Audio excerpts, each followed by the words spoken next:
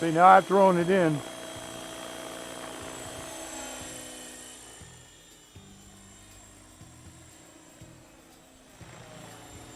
So to make it go up.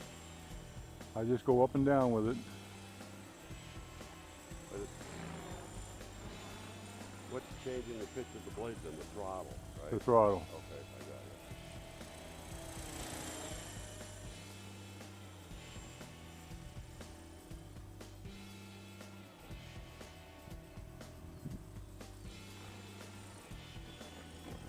it. Uh-oh.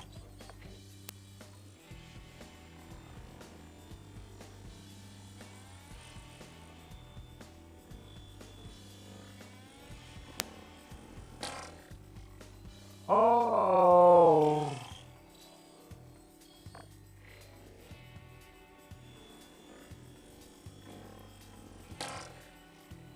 Oh. It came apart in the air. What the heck? Yeah.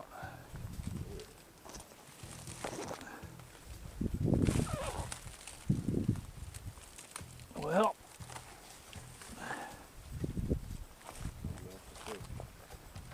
I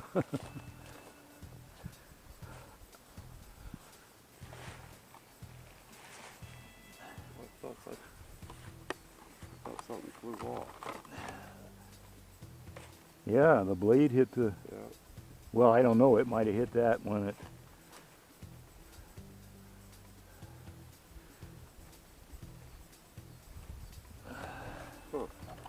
well, you got it. You can go ahead and shut that off now, I guess. You got the middle one here? Yeah.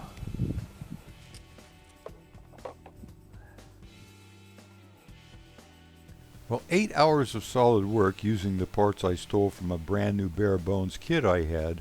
I replaced both rotor blades, the main gear, the tail boom struts, and the rotor head parts. I then had to reset all the transmitter parameters and now have it ready to go again. But first, here's what happened and why the rotor blade struck the horizontal fin and the tail boom. Okay, let's go through this again.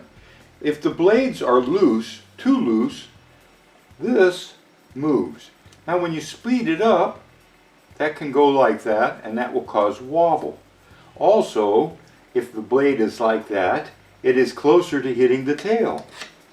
So, I don't know why all the helicopters aren't bolted twice like the early helicopters used to be, but all the military helicopters, they can fold the rotor blades, but they lock so they're perfectly straight across. That's when it's the smoothest, okay?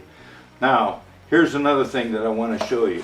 I think what happened is my blades were a little loose, and also when you're flying this way, your blade is actually away from the tail rotor because it's lifting up, okay? When you flip it upside down, the blade now has to blow this way, and it is closer. And of course, if it folds even the slightest bit by jerking in the throttle or doing something crazy like I did, that's easily hits. So it's best to have the blades tight. So I think that's what happened. My blades were too loose. I've been flying it a long time, and now I paid for that one.